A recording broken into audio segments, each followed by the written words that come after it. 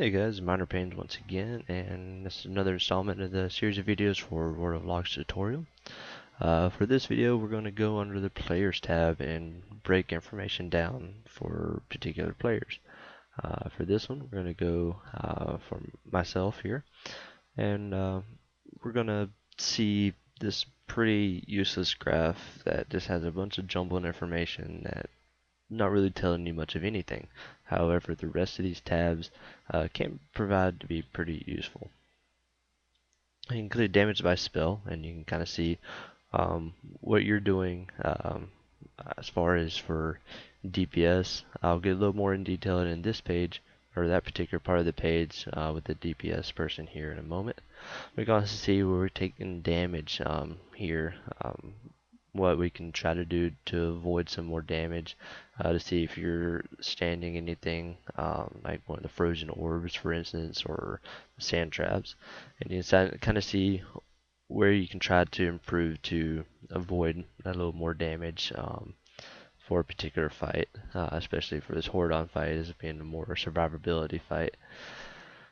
You can also go up here by healing by spell. This is more useful for healers particularly, as you can kind of see what we're doing as far as getting heals out to people. You kind of see different how many hits are going on, what it's healing totally for, how many crits you're getting out of things, direct heals.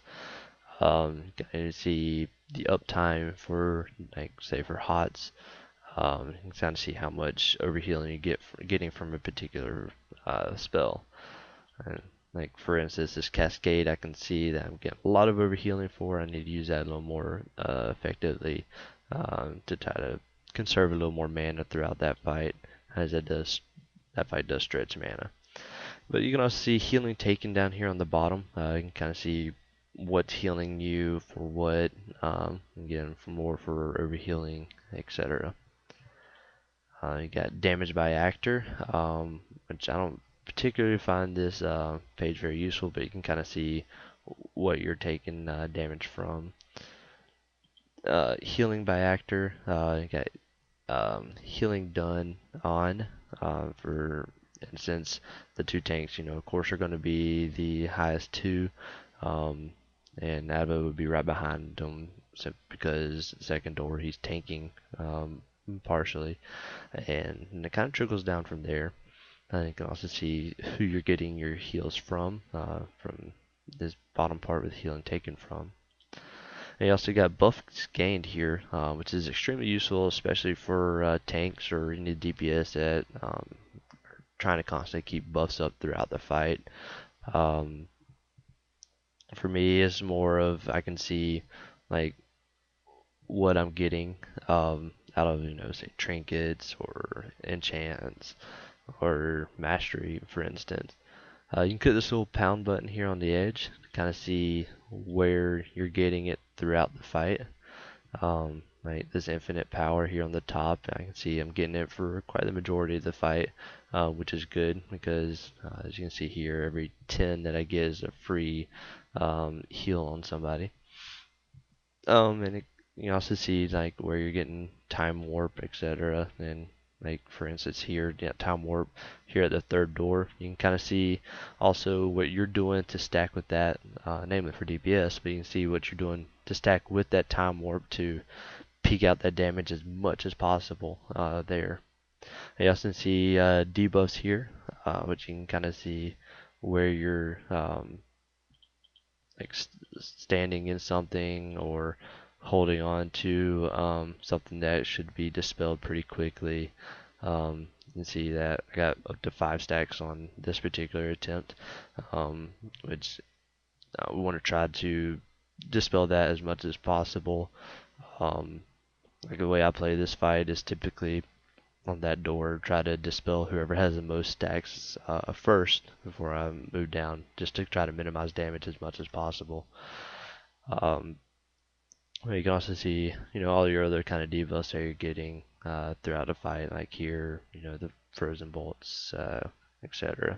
From frozen orbs, so you can see where I need to avoid a little more frozen orb damage there. You can also see power gains here. Like for instance, for me, would be mana gain from different sources, like mana leeches from my Shadow Fiend. Lifeblood is one of my trinkets, etc. I'll also tell holy power that you get for paladins, for death knights, the runic power, etc. You also got buffs cast throughout the fight, which you can kind of, again, is another way to see um, how you're casting buffs throughout a fight, not just the ones that you're receiving. Like for my Mastery Echo of Light, all throughout it. Again, infinite power. There are some, I know, like for instance, paladins, or pally tanks rather. You want to have that holy shield up pretty much 100% of the fight. So this is where you can see if you're falling off anywhere or anything like that, etc. And then you can also see deaths here for bosses that you did die on, and you can kind of see exactly how you died, if you didn't catch it through your recount or something, or your combat logs right at the moment. And you kind of see if there's something you can do to avoid dying from there.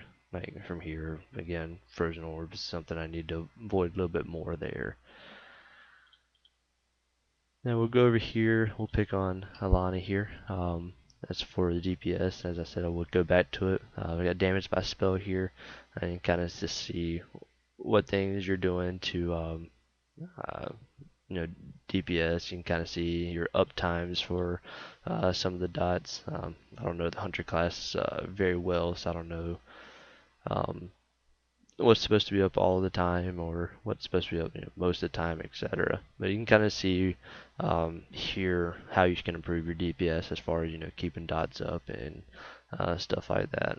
And again, everything else is still kind of the same. You have the buff gains, cast, etc., etc. And I believe that concludes the page for players. The next video we will do more overall details. And thanks, guys.